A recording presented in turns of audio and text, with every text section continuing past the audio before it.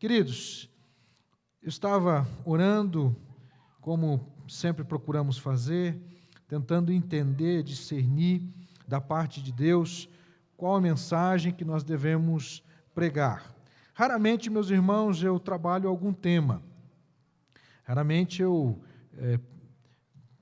construo uma mensagem pensando assim, preciso pregar sobre oração, ou preciso pregar sobre mordomia, ainda que isso seja perfeitamente cabível.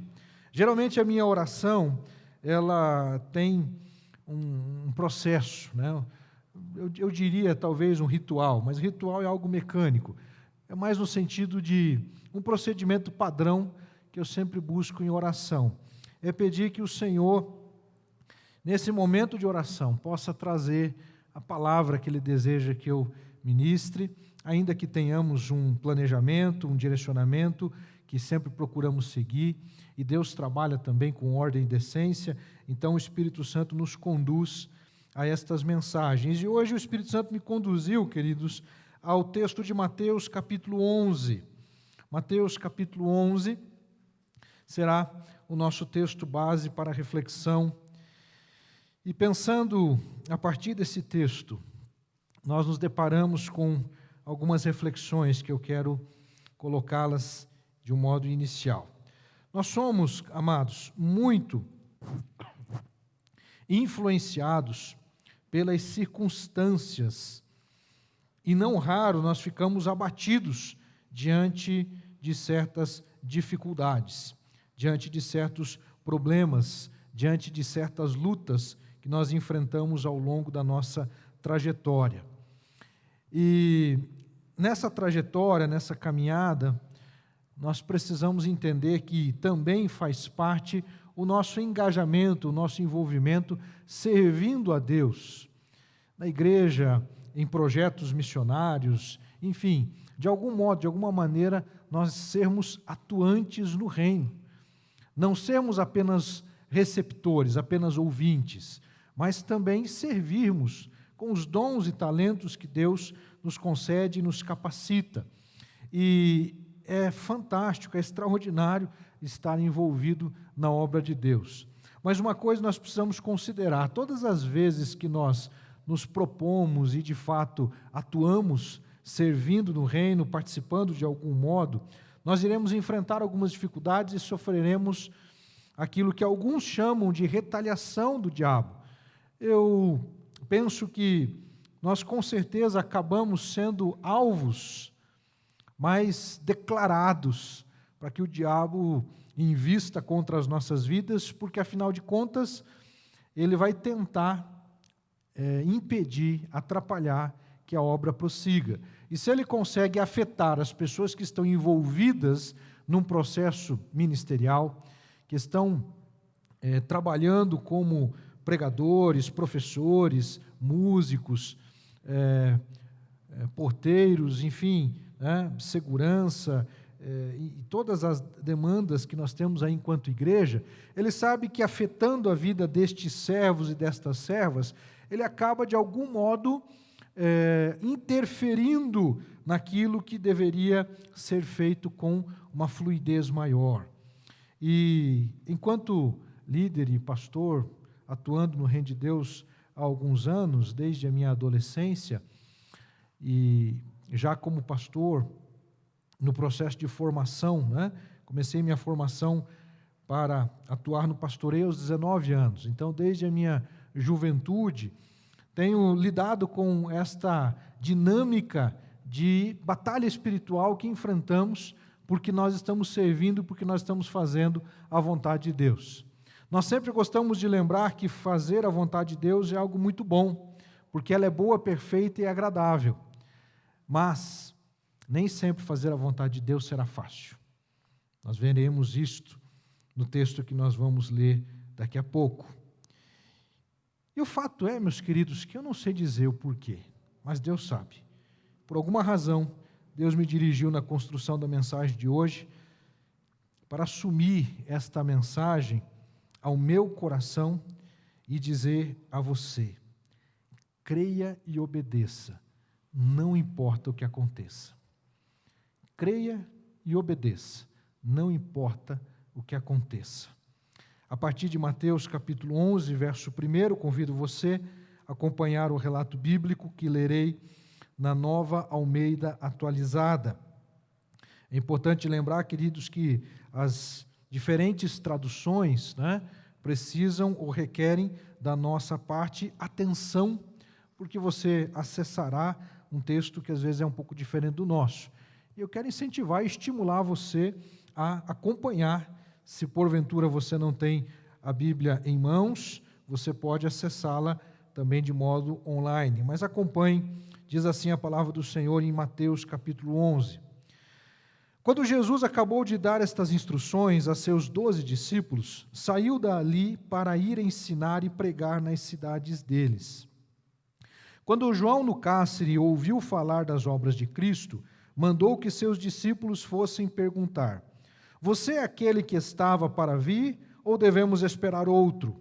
Então Jesus lhes respondeu: voltem e anunciem a João o que estão ouvindo e vendo.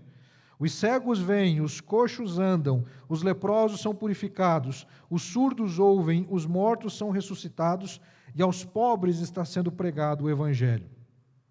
E bem-aventurado é aquele que não achar em mim motivo de tropeço.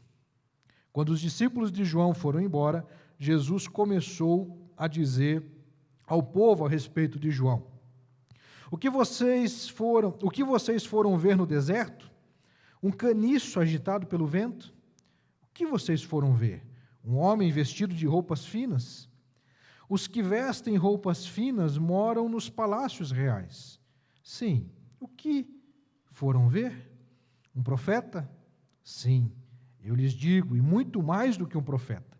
Este é aquele de quem está escrito: eis que eu envio adiante de você o meu mensageiro, que preparará o caminho diante de você. Em verdade lhes digo, entre os nascidos de mulher, não apareceu ninguém maior do que João Batista, mas o menor no reino dos céus é maior do que ele.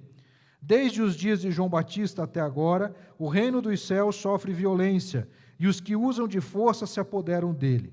Porque todos os profetas e a lei profetizaram até João. E se vocês o querem reconhecer, ele mesmo é Elias, que estava para vir. Quem tem ouvidos para ouvir, ouça. Verso 16. Mas a quem compararei esta geração? É semelhante a meninos que, sentados nas praças, gritam aos companheiros: nós tocamos flauta, mas vocês não dançaram. Entoamos lamentações, mas vocês não prantearam. Pois veio João, que não comia nem bebia, e as pessoas dizem: ele tem demônio. Veio o Filho do Homem comendo e bebendo, e as pessoas dizem: eis aí um glutão e bebedor de vinho, amigo de publicanos e pecadores. Mas a sabedoria é justificada por suas obras. Então Jesus começou a repreender as cidades nas quais ele tinha feito muitos milagres, pelo fato de não terem se arrependido. Ai de você, Corazim, ai de você, Betsaida, porque se em Tiro e em Sidom se tivessem operado os milagres que foram feitos em vocês, há muito que elas teriam se arrependido com pano de saco e cinza. Mas eu digo a vocês que no dia do juízo haverá menos rigor para Tiro e Sidom do que para vocês. E você, Cafarnaum, pensa que será levada até o céu? Será jogada no inferno. Porque se em Sodoma se tivessem operado os milagres que foram feitos em você, ela teria permanecido até o dia de hoje. Mas eu digo a vocês que no dia do juízo haverá menor rigor para a terra de Sodoma do que para você. Verso 25, caminhando para o final. Por aquele tempo Jesus exclamou: graças te dou, ó Pai, Senhor do céu e da terra, porque escondeste estas coisas dos sábios e instruídos e as revelaste aos pequeninos. Sim, ó Pai, porque assim foi do teu agrado. Tudo me foi entregue por meu Pai. Ninguém conhece o Filho a não ser o Pai, e ninguém conhece o Pai a não ser o Filho, e aquele a quem o Filho quiser revelar.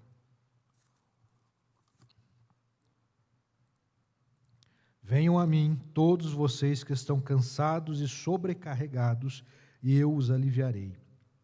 Tomem sobre vocês o meu jugo e aprendam de mim, porque sou manso e humilde de coração, e vocês acharão descanso para a sua alma, porque o meu jugo é suave e o meu fardo é leve. Senhor nosso Deus e Pai, tua palavra lida nestes 30 versículos, ó Deus, nos revelam tanto, ó Deus.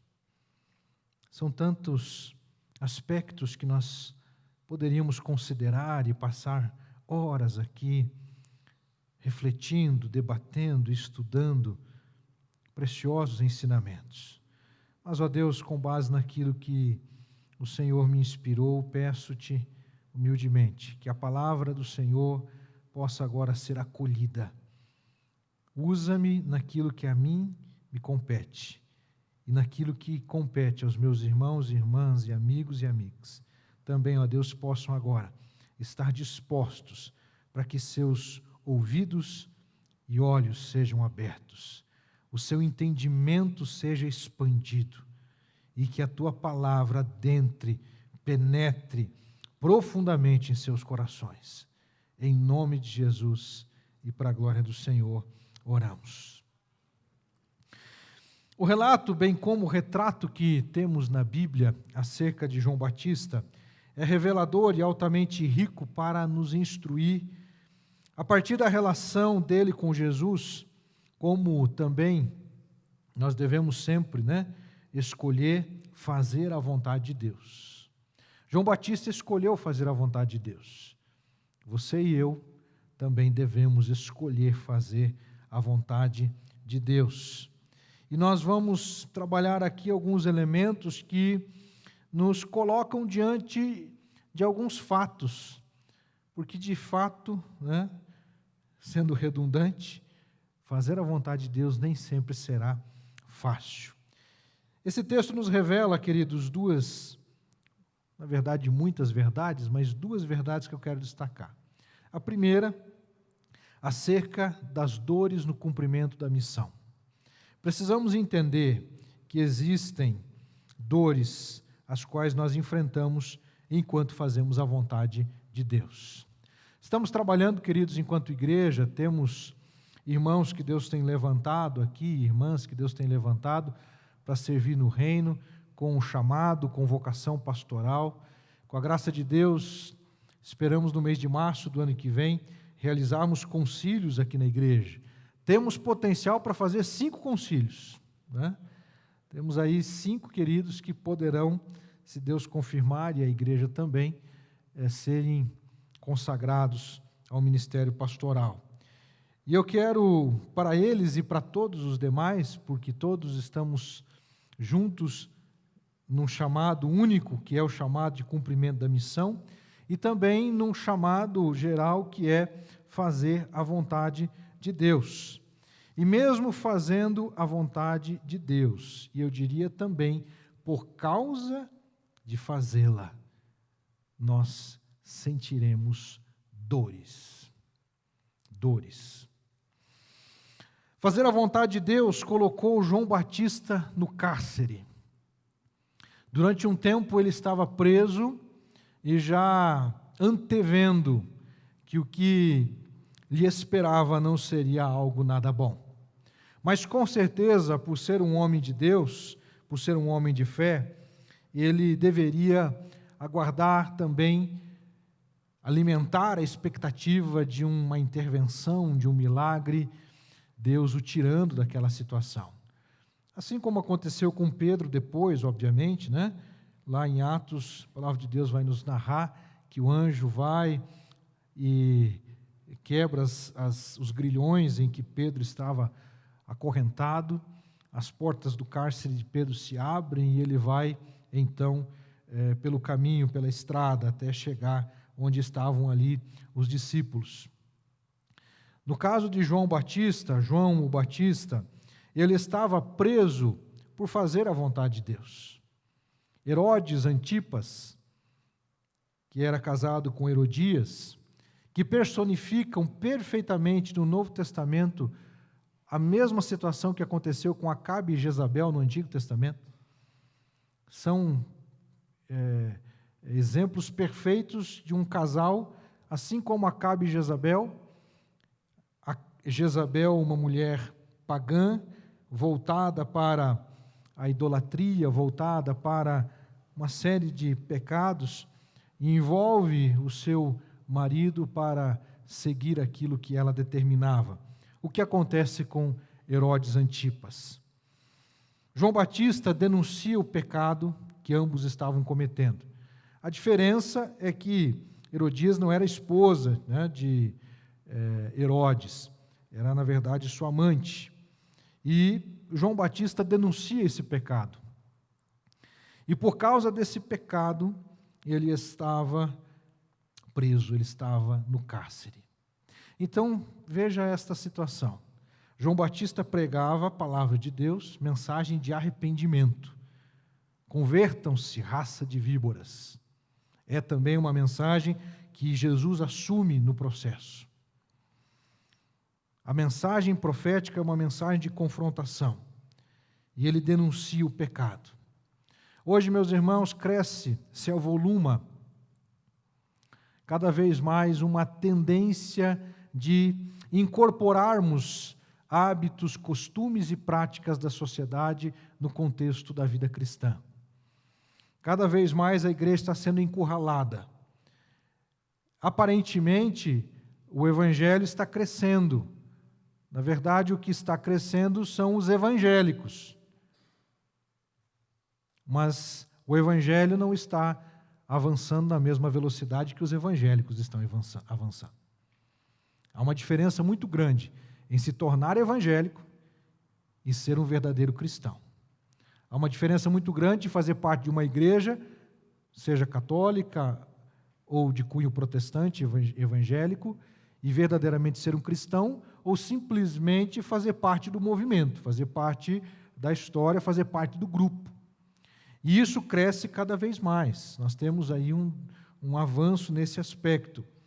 Mas nós temos uma permissividade, uma tolerância, e não estou dizendo que devamos ser intolerantes, e vivemos dias muito delicados, porque as palavras hoje precisam ser bem escolhidas, porque o uso de uma determinada palavra dentro de um contexto e fora dele pode fazer e trazer muitas complicações. Mas isso, meus irmãos, também não pode nos colocar como reféns do que precisa ser ensinado, do que precisa ser dito. Capítulo 11 de Mateus, com exceção dos últimos versículos, não é muito pregado. Se prega muito em Mateus 11, 28. Vinde a mim os que estão cansados e oprimidos, e eu vos aliviarei. O que é maravilhoso. Tem muitas pessoas cansadas e oprimidas que precisam, sim, do conforto que temos em Jesus. Mas aqui está um ponto. As pessoas só querem o conforto que Jesus pode dar. Elas não estão dispostas ao confronto. Gostam do conforto, mas não estão dispostas ao confronto.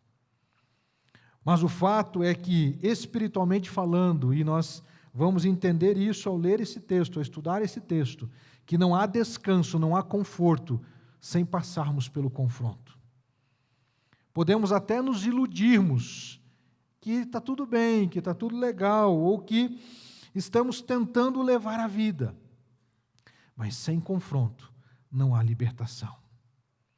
É impressionante, meus irmãos, como as pessoas fogem dos confrontos. E fogem porque lhes coloca numa situação desconfortável. E eu diria que se aplica exatamente aquilo que geralmente nós usamos quando estamos em obras, né? Você chega numa loja, num determinado lugar que está em obras, o que diz lá geralmente? Estamos em obras para quê? Para melhor atendê-lo, melhor servi-lo, não é assim? Para que você possa ter uma estrada bem pavimentada, vamos imaginar aqui você andando por uma rua toda defeituosa, esburacada, né? Para ela passar por um processo de reforma, tem que quebrar, tem que arrancar o que está lá, colocar um asfalto novo, e tem todo um trabalho para que isso aconteça. Mas depois que aquela pavimentação foi feita, a gente bate palma, fica feliz, puxa, que gostoso trafegar por essa rua. Mas foi necessário antes passar pelo processo de quebra, de desgaste, Amados, pregar o Evangelho, fazer discipulado, fazer aquilo que nos propomos a fazer, queridos, né? Tantos aqui que discipulam, é lidar realmente com o que há de pior, é arrancar toco, né? É você, antes de ver a pavimentação acontecida, é você trabalhar com insistência até que a pessoa passe por um processo de transformação, se ela perseverar. Existem dores no cumprimento da missão. João Batista foi colocado no cárcere. E mais do que isto, a sua obediência à vontade de Deus lhe custou a sua cabeça. A sua cabeça foi cortada, porque ele fez a vontade de Deus. É por aí, queridos. Não espere menos da mensagem dessa noite. É por aí que nós temos que trilhar e nós temos que nos deparar. Estamos diante de um evangelho pregado em que há um excesso de tentativa para transformar a vida das pessoas melhor. E talvez você ache estranho, né? Mas, não é para isso mesmo? Mas só que não tem como melhorar sem tratar. Alguém doente precisa de tratamento. E dependendo da gravidade da doença, a intervenção, ela é dolorosa. Ela exige um processo para que você possa arrancar aquilo que está fazendo mal. Assim acontece conosco. Quando mantemos uma situação de pecado, nós precisaremos ser radicais e perseverar para, em nome de Jesus, vencer. Hoje pela manhã nós estudávamos a segunda parte da lição, prostituição e pornografia. Temas, meus queridos, que são inquietantes, são desconfortáveis, mas são necessários, extremamente necessários, porque nós temos hoje uma sociedade doente, uma sociedade que se alimenta e que consome destas possibilidades de prática de pecado. Falávamos, a irmã Rosângela ministrava a aula hoje e falava que você vê uma ação do Estado e por parte de alguns setores da sociedade contra o narcotráfico, contra o tráfico de drogas. É um crime que relativamente é tratado com dureza. Mas nós não temos o mesmo tratamento para aqueles que aliciam crianças, aqueles que se apropriam dos corpos de outras pessoas para ganhar dinheiro em cima delas. E por que, meus irmãos, não há uma força, não há uma ação mais forte do Estado, de órgãos da sociedade para coibir? Porque a sensualidade, a promiscuidade que está nas telas, em qualquer canto que a gente vai, alimenta uma economia que arregimenta bilhões e bilhões e bilhões de dólares. Então não há interesse, meus irmãos, da mídia em coibir a promiscuidade, a pornografia, porque eles ganham dinheiro em cima. E nós, como Igreja do Senhor Jesus, nós não podemos nos aquietar com estas coisas. Nós precisamos, meus queridos, mostrar que não é por aí o caminho. O caminho, meus irmãos, não é legalizar a prostituição como profissão. Porque aí você está legalizando com o argumento de que aquelas pessoas, tanto homens, principalmente mulheres, que se prostituem, precisam de amparo, precisam de socorro, precisam de auxílio médico, precisam de dispositivos que o governo tem a oferecer se o trabalho que elas fazem for reconhecido como profissão. Mas, na verdade, o esforço que tem que ser feito é dar a elas a oportunidade de ter um trabalho que não seja aquele. Percebe? Não é favorecer para que elas continuem fazendo o que estão fazendo, mas dar a elas a oportunidade de deixar de fazer o que estão fazendo. E isso, meus irmãos, o Evangelho oferece. Porque em Jesus, as pessoas passam por um processo de transformação, que elas não precisarão se sujeitar a esse tipo de situação. Mas isso, meus irmãos, cobra-se um preço. João Batista se levantou contra a promiscuidade. João Batista se levantou contra uma sexualidade fora daquilo que é o padrão de Deus para o nosso bem. Precisamos, inclusive, rever a maneira como ensinamos os nossos filhos sobre determinados assuntos. Não adianta, meus irmãos, apenas sentar para o filho e dizer assim: olha, não faça isso porque é pecado. Você deve dizer que é pecado, mas se você cometer esse pecado faz isso.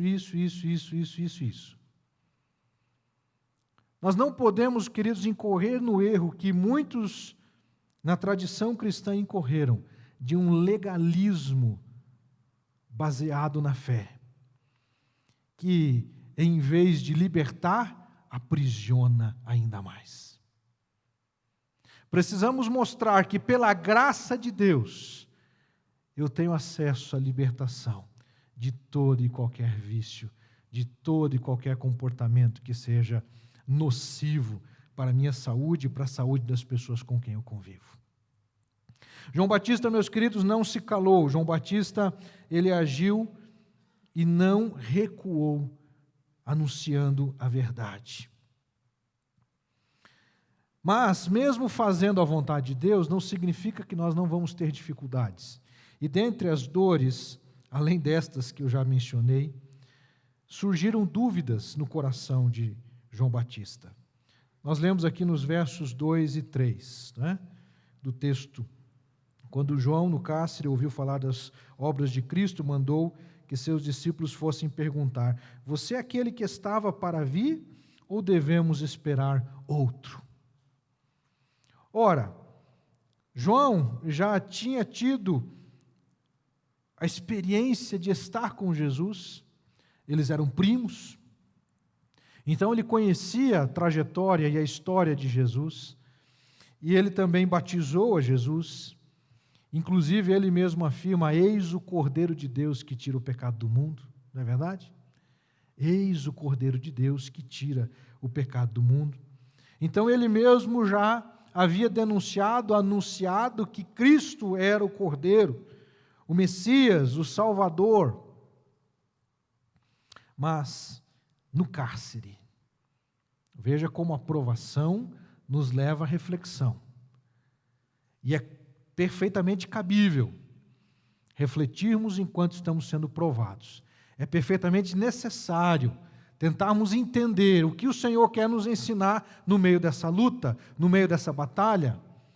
O que eu posso aprender diante dessa crise que estou vivendo? João Batista, no cárcere, ele continua tentando entender e compreender as coisas. E aí ele pede aos seus discípulos que vão até Jesus. E agora entenda que tudo isso exige uma logística muito difícil. Ele estava no cárcere. Não era tão simples assim essa comunicação. E justamente por ele estar no cárcere, ele estava ouvindo rumores. Lá no Evangelho de Lucas, o relato vai falar sobre Jesus fazendo, inclusive, curando e ressuscitando pessoas. E ele vai ouvindo rumores de coisas que Jesus estava fazendo, mas de modo fracionado. Chega para João Batista lá no cárcere fragmentos do que estava acontecendo com Jesus. E aqueles fragmentos estavam, de certo modo, não se encaixando no quebra-cabeças. E ele, então, acaba tendo dúvida. Essa dúvida, meus irmãos, ela é perfeitamente compreensível e todos nós somos passíveis de algum momento termos questionamentos. Não podemos permanecer com a dúvida, mas ela faz parte do processo. A dúvida faz parte da análise para que possamos chegar a uma conclusão. Dúvidas poderão surgir, inclusive para aqueles mais dedicados e consagrados. João Batista, meus irmãos, foi reconhecido pelo seu trabalho. O próprio Senhor Jesus falou a respeito de João Batista. Ele vai descrever ali a respeito e dizer, inclusive, que lá no versículo 12, né? Desde os dias de João Batista até agora, o reino dos céus sofre violência e os que se usam de força se apoderam dela, porque todos os profetas e a lei profetizam até João. Um pouco antes, irmãos, ali, verso 11, em verdade lhes digo, entre os nascidos de mulher, não apareceu ninguém maior do que João Batista, mas o menor no reino dos céus é maior do que ele. A sua participação, com certeza, se destacou, inclusive para com todos os demais que vieram antes dele. E quem veio antes de João Batista, queridos? Quais personagens do Antigo Testamento você os tem assim como ícones? Quem? Moisés. Moisés é, entre os judeus, o suprassumo, é o cara, é Moisés. Quem mais? Elias. Eliseu. Isaías, Abraão. José do Egito. E olha o que Jesus está dizendo.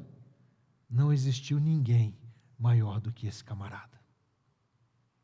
E esse camarada ainda foi comparado, diz o versículo de número 7. O que vocês foram ver no deserto? Um caniço agitado pelo vento? Amados, é importante nós entendermos e reconhecermos que as dores pelas quais nós passamos estão vinculadas às nossas fragilidades. Estão vinculadas às nossas dificuldades enquanto seres humanos. As fragilidades humanas não nos abandonaram. Uma das metáforas utilizadas aqui para se referir a João Batista é um caniço agitado pelo vento. Sabe, um pequeno mato agitado pelo vento. O que é um pequeno mato, um pequeno caniço? Nada. Nós estamos limitados a esta realidade natural.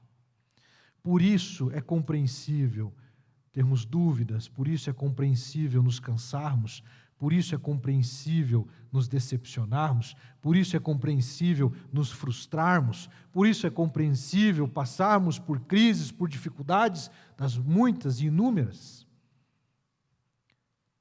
Mas nenhuma delas pode justificar não fazer a vontade de Deus.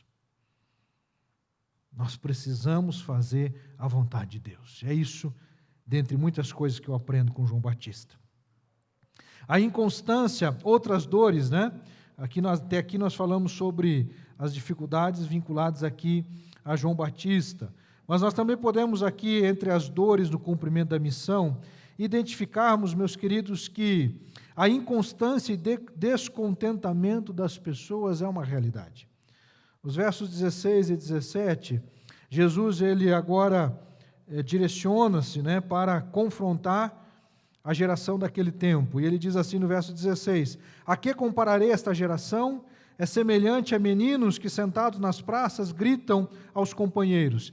E, de acordo com os especialistas bíblicos, o que Jesus agora está fazendo é passando para confrontar a sociedade, a geração da época, as pessoas que viviam. E ele vai dizer que aquelas pessoas eram comparadas a meninos, sentados nas praças, gritando. E aqui há uma clara referência a um tipo de brincadeira que era comum na época. Diferente de hoje, né? Onde as crianças mais brincam, se é que isso pode ser chamado de brincadeira, de modo online, eles faziam aquelas brincadeiras em convivência. E é mencionado aqui 2 canções infantis. Para nós é uma coisa meio esquisita, meio sem nexo, mas era uma porção, era um fragmento de uma cantiga de criança, 2 cantigas de criança. E essas cantigas, elas eram feitas por um grupo e o outro grupo respondia. Então era uma forma de provocação, era uma forma de provocar em forma de brincadeira entre as crianças. E Jesus está dizendo, olha, então a geração de hoje é semelhante a meninos que ficam então gritando aos seus companheiros, né? Nós tocamos flauta, vocês não dançaram. Entoamos lamentações e vocês não prantearam. Era mais ou menos assim. Aquilo que era cantado, o outro grupo tinha que reproduzir. Mais ou menos algo nessa direção. Então ele falava assim, por exemplo, no primeiro, tocamos flauta, o que o outro grupo faz? Dança. Nós entoamos lamentações, o que o outro grupo devia fazer? Chorar. Então era uma brincadeira de roda de criança. E Jesus está dizendo, a geração dessa época vive como crianças irresponsáveis, crianças que, em vez de levar a vida mais a sério, não no sentido de que, não estou dizendo que a criança tem que levar a vida a sério, mas que adultos estavam agindo como crianças. E o que nós temos hoje? Uma sociedade de adultos que agem como crianças. E crianças mimadas, birrentas, crianças que, se tirar o celular da mão, vão chorar, vão gritar, vão espernear. Nós temos adultos infantilizados. Isso tem gerado um adoecimento cada vez maior. Obrigado, minha querida. Você já é mãe de muitos filhos, então que Deus continue te dando graça, né? Pois bem, existem dores no cumprimento da missão vinculadas justamente ao fato de que nós precisamos lidar com essas pessoas imaturas, infantis, irresponsáveis. Precisamos lidar com essas situações. Precisamos lidar com a inconstância e também com o descontentamento por parte de muitas pessoas. Olha o que diz o versículo de número 18. Veio João, que não comia nem bebia, e as pessoas dizem, ele tem demônio. Olha que interessante. João Batista não comia e não bebia com as pessoas. E daí eles diziam, ele tem demônio, porque ele não come e não bebe com as pessoas. Aí o verso 19, veio o Filho do Homem comendo e bebendo, e as pessoas dizem, eis aí um glutão e bebedor de vinho, amigo de publicanos e pecadores. Em outras palavras, o que Jesus está dizendo é o seguinte, existem pessoas que você nunca vai satisfazer. Se você vai pela direita, ela vai te criticar dizendo que você tinha que ir pela esquerda. Se você vai pela esquerda, ela vai te criticar que você tinha que ir pela direita. Se você senta, você tinha que levantar. Se você levanta, você tinha que estar sentado. É impressionante, meus queridos. E no ministério, vocês vocacionados, que em breve serão consagrados, se preparem para ouvir, ao chegar na casa de alguém, por exemplo, pastor, não se fazem mais pastores como antigamente. Já de cara, você entra assim e já recebe uma frase dessa. Com certeza ela não está tentando te elogiar. E aí, se a gente for ceder, meus irmãos, se nós formos ceder e ser pastores como antigamente, mas esse pastor é retrógrado. Não, tem que ser um pastor moderno, tem que ser um pastor jovem. Se o pastor usa a rede social, o pastor, em vez de trabalhar, fica usando a rede social. Se não usa a rede social, mas que pastor mais desatualizado, por que não postou lá um joinha no meu, não deu um like no meu Face? Meus irmãos, é assim. Não importa. Se você vai por aqui, vai ter gente que reclama. Se você vai por aqui, vai ter gente que reclama. Por isso eu tenho que saber o que eu tenho que fazer. E não recuar, porque a gente tem que fazer aquilo que Deus deseja que a gente faça.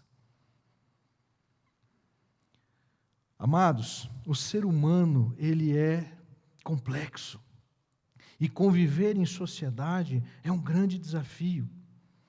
Mas não é fácil lidar com isso. Não é fácil, meus irmãos. Às vezes a gente fala assim, é importante, né, a crítica construtiva. Eu não sei quem foi que inventou esse negócio, irmãos. Quem gosta de crítica construtiva? Seja sincero, de verdade. Pastor, teu sermão, vou fazer uma crítica construtiva. Tal. Legal. Com certeza vai me ajudar a rever, a pensar e tal. Ou qualquer um que esteja pregando. Mas, queridos, internamente, humanamente falando, você fica tudo bem? É claro que não. Claro que não. Todos nós, seres humanos, não lidamos bem com críticas. Por isso, nós precisamos adquirir inteligência emocional, que é a palavra do momento. A palavra bíblica é domínio próprio. O termo bíblico é domínio próprio. O termo mais moderno é inteligência emocional, inteligência, né, gestão das emoções e assim por diante. Mas o fato é que quando somos liderados pelo Espírito de Deus, as nossas emoções também estarão submetidas ao Espírito, e Ele nos ajudará a lidar com aquelas crises. Precisamos, irmãos, aprender a administrar as dores das quais nós enfrentaremos ao longo do tempo. Precisaremos, meus irmãos, saber discernir quando alguém está sendo, inclusive, apenas ele, ou está sendo um instrumento do Satanás para tentar nos atingir, para tentar nos ferir, para tentar nos desestimular, para tentar nos oprimir, nos impedir de fazer a vontade de Deus. Deveríamos dar menos importância para o que dizem sobre nós e nos apegarmos ao que Jesus diz sobre nós. Foi o que João Batista fez. O texto bíblico vai nos dizer, queridos, que Jesus deu uma resposta a João, lá no verso 4. Então Jesus lhe respondeu: voltem e anunciem a João o que estão ouvindo e vendo. Os cegos veem, os coxos andam, os leprosos são purificados, os surdos ouvem, os mortos são ressuscitados, e aos pobres está sendo pregado o Evangelho. E bem-aventurado é aquele que não achar em mim motivo de tropeço. Na linguagem de hoje vai dizer, feliz é aquele que não duvida de mim. Ou seja, Jesus estava instruindo a João Batista para, inclusive, lhe dar forças enquanto ele estava no cárcere e para enfrentar o que ele teria que enfrentar. E aqui está o segredo, irmãos. Só uma forma de expressão, né? Se é segredo, como é que eu vou contar, né? Mas aqui está a chave da compreensão. Podemos ter dúvidas, podemos ter dificuldades, mas nós precisamos crer na palavra de Jesus. O que faz diferença é crer na palavra de Jesus. Quando nós cremos na palavra de Jesus, não importa o que as pessoas vão dizer. Quando nós cremos na palavra de Jesus, o peso maior será essa palavra nos nossos corações. E a gente só não desiste, né, queridos?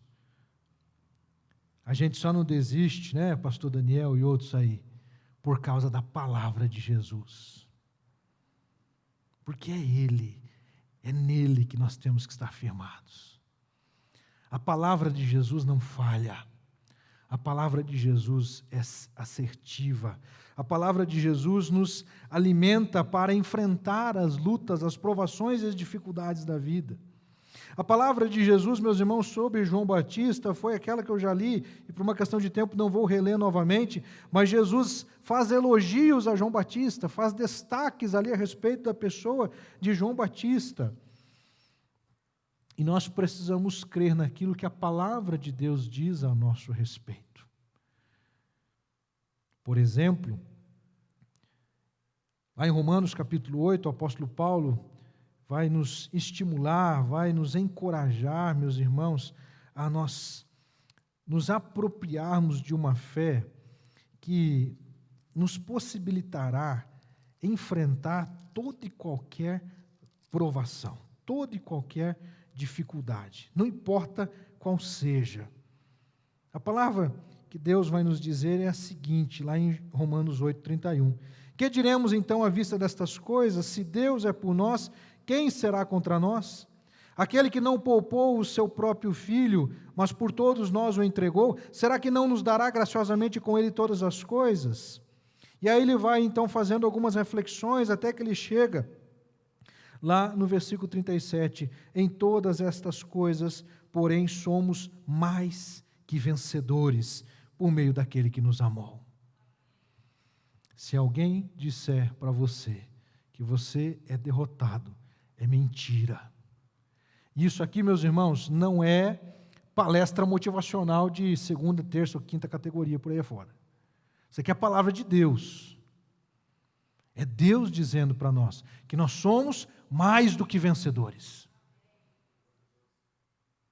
Você e eu somos mais do que vencedores. Então, se nós somos mais do que vencedores, ou seja, é algo além de vencer. Se vencer já é bom, o que então significa ir além disto? Nós somos mais do que vencedores por causa daquele que nos amou. Quem foi? Jesus.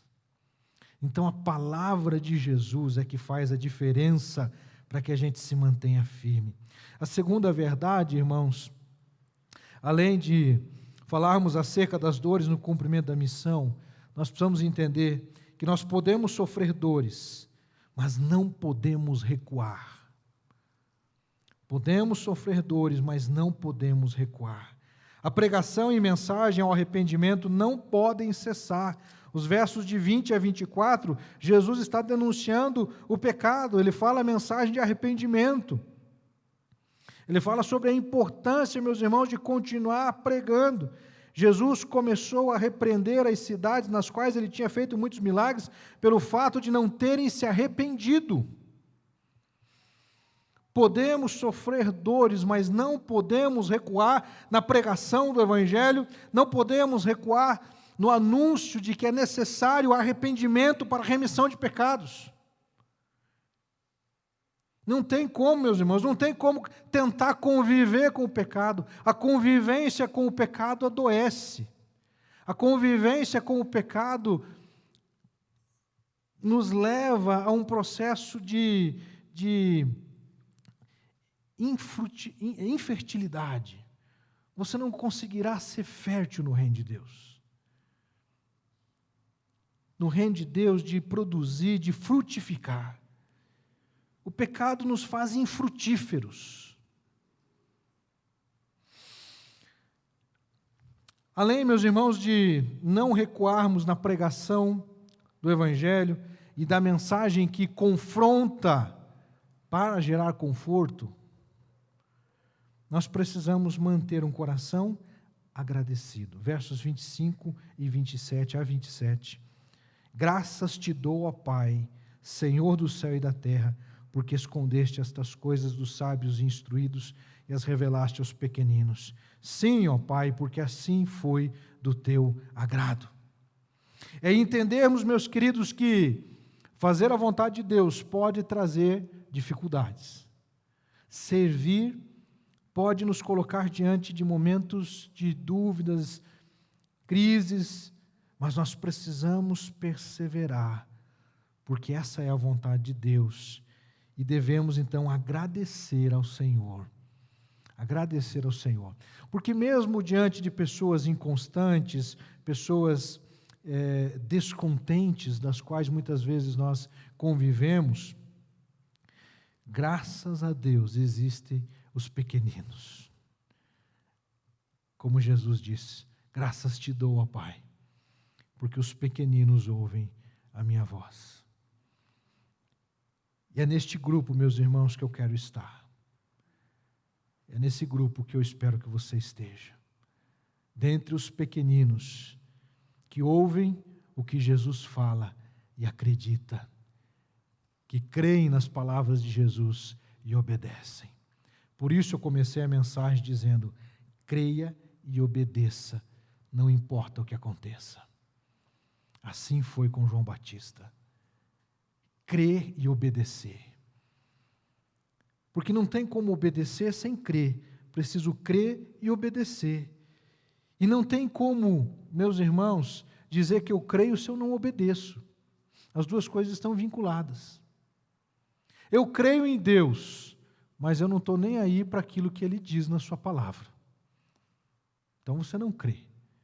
Você acredita. E aí nós temos os limites da linguagem. Me refiro aqui ao verbo acreditar no sentido de algo que eu pondero ser real, mas não quero ter um envolvimento. Vamos manter assim, ele lá e eu cá.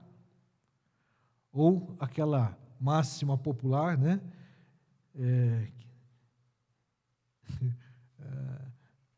Me fugiu agora, eu estava citando já os 3 mosqueteiros, um por todos, todos por um, não é esse, era outra. Aquela que fala lá que é Deus, como é que é? Me ajude aí, gente. É cada um por si, Deus por todos, né? Deixa os mosqueteiros para lá, né? Cada um por si, Deus por todos. Isso aí, meus irmãos, é uma gíria popular. Não é assim. Não é cada um por si, Deus por todos. Nós precisamos entender, queridos, que Deus, Ele deseja nos ver envolvidos e conectados. Caminhando, meus irmãos, aqui para o final, nós podemos sofrer dores, mas não podemos recuar na pregação, não podemos recuar numa postura de gratidão a Deus, a qual deve sempre prevalecer. Devemos também lembrar, meus irmãos, agora sim, chegando ao verso 28, o amor, a fidelidade e o cuidado de Deus devem ser acessados por aqueles que creem em Cristo, mas principalmente por aqueles que servem no reino de Deus. Portanto, meus queridos, eu quero trazer esta reflexão.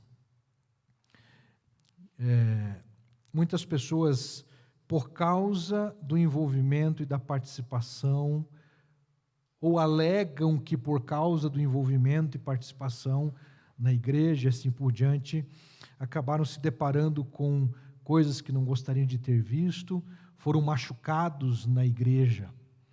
Não são poucas as pessoas que alimentam esse tipo de frase. Eu fui machucado pela igreja. Meus irmãos, é importante nós entendermos que existem pessoas que podem nos machucar, mas não é a igreja que está nos machucando.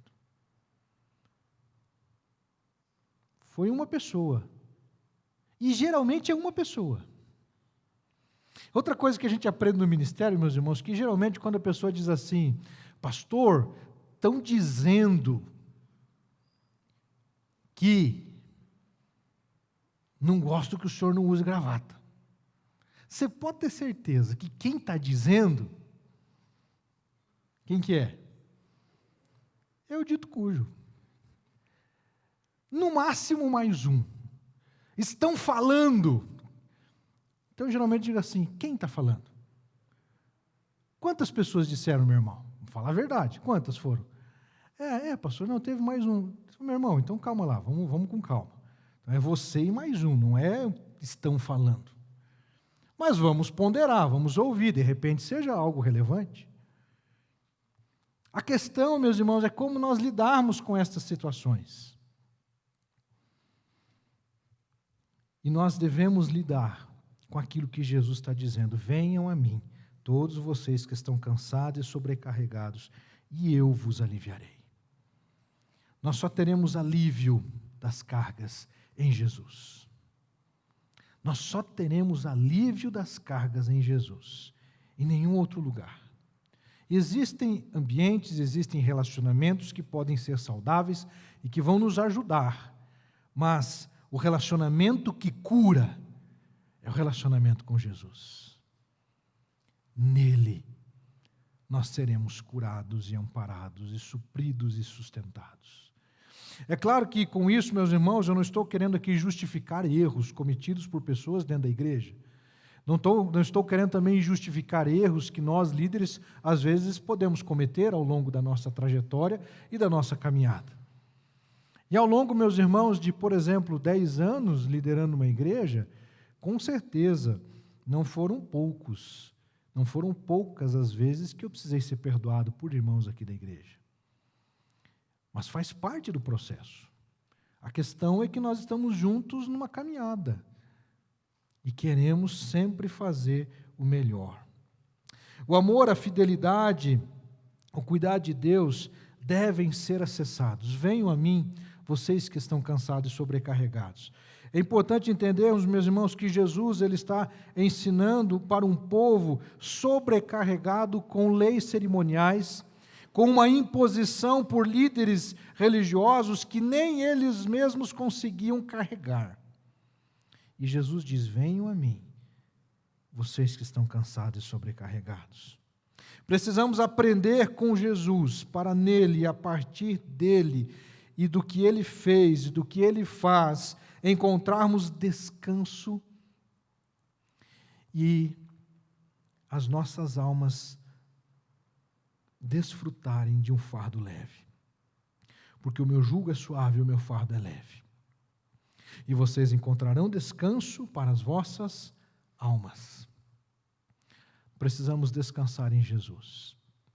Diante das lutas, diante das dificuldades, diante das crises, nós precisamos descansar em Jesus. Concluindo, queridos, processos e pessoas podem falhar, inclusive você. Concluindo, queridos. Concluindo, gente, isso. Processos e pessoas podem falhar, inclusive você. Não somos infalíveis. Várias e várias vezes, algumas das crises que eu tive no ministério foram por causa das minhas falhas. E eu dizia: eu não podia ter falhado. E uma vez eu estava diante de uma grande decisão que traria, assim, consequências muito acentuadas para a nossa família, para a igreja onde eu estava e tudo mais. E eu conversando com o pastor Roberto Silvado, e eu terminando a conversa com ele, eu dizia assim: pastor, eu estou orando porque eu não quero errar. Eu disse assim: eu não posso errar. Ele disse assim: Antônio, é melhor que a gente não erre, mas se errar, o Senhor não vai te abandonar.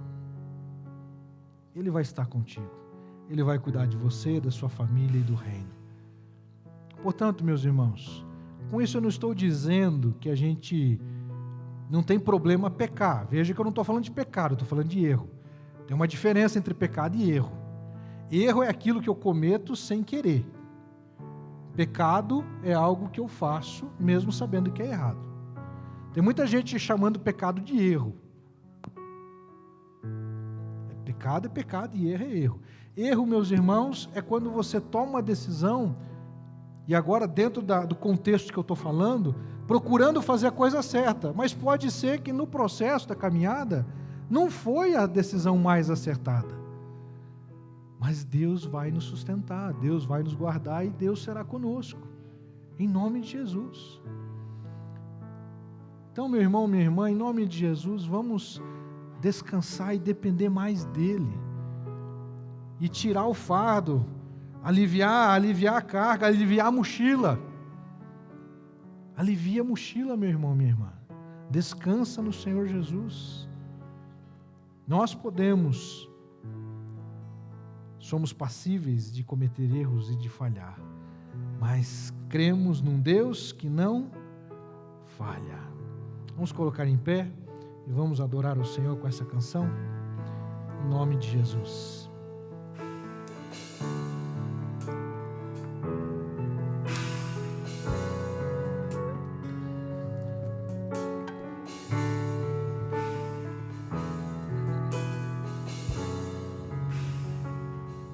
Em dias difíceis, Deus estava lá. Em noites de angústia, Deus estava lá. E quando chorei, Deus estava lá. Estava em silêncio me ensinando a esperar. Em tempos de angústia, Deus estava lá. E nas aflições, Deus estava lá. Estava em silêncio, mas estava lá. Na montanha ou no vale, Deus estava lá. Meu Deus não falha, mesmo estando em silêncio, Ele trabalha.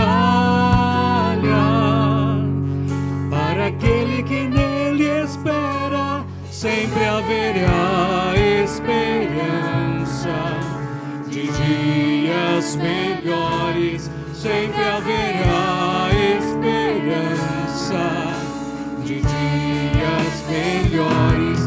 Deus não falha. Aleluia.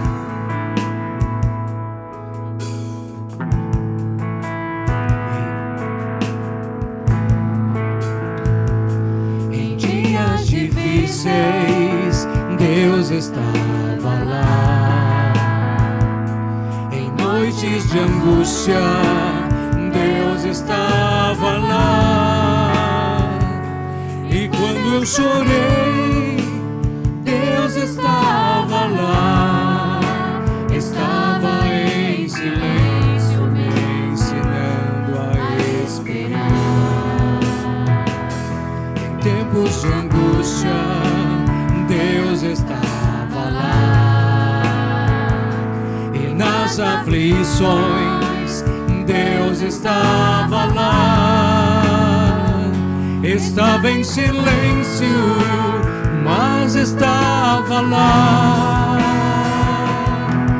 Na montanha ou no vale, Deus estava lá. Meu Deus não falha, mesmo estando em silêncio, Ele trabalha. Para aquele que nele espera, sempre haverá esperança de dias melhores.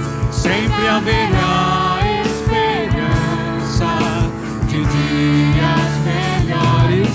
Deus não falha.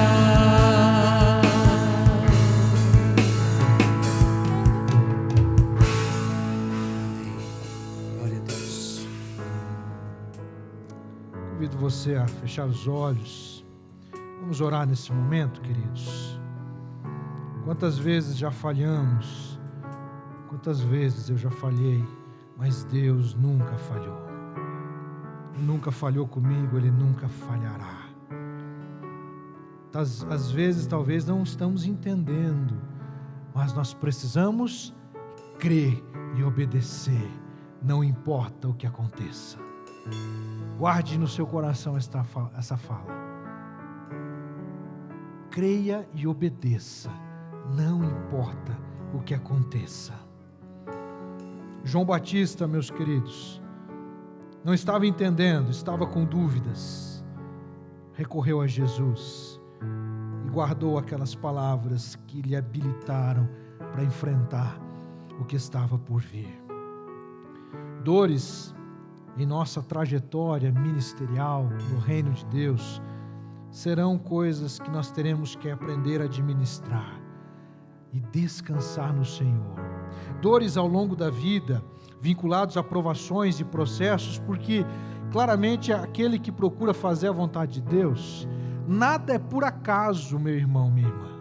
Aquele que procura estar ouvindo a voz de Deus com sinceridade, entenda isso, meu irmão, minha irmã. Se você está tentando fazer a coisa certa, se você está sendo sincero diante de Deus e as provações têm vindo, entenda que estas provações estão sendo oportunidade, estão sendo instrumentos para Deus te habilitar, para você ser usado por Ele de um modo ainda diferenciado em outros momentos.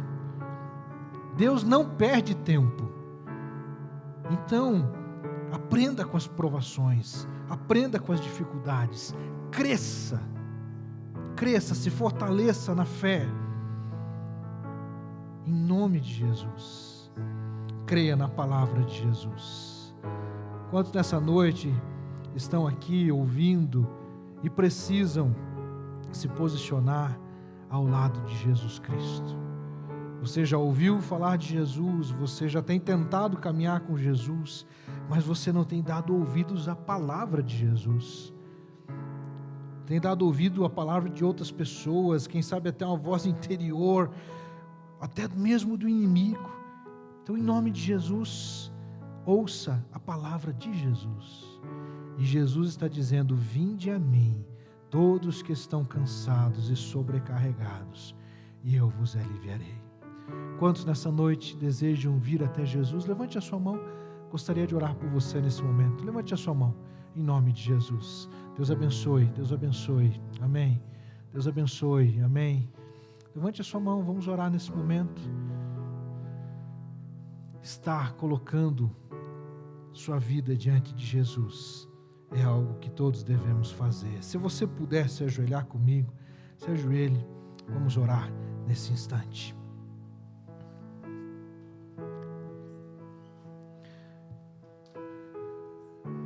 Senhor, em noites de angústias, sabemos que o Senhor estava lá no cárcere com João Batista, o Senhor estava lá. Não há, ó Pai, lugar que possamos nos esconder da Tua presença, e nós Te louvamos por isso.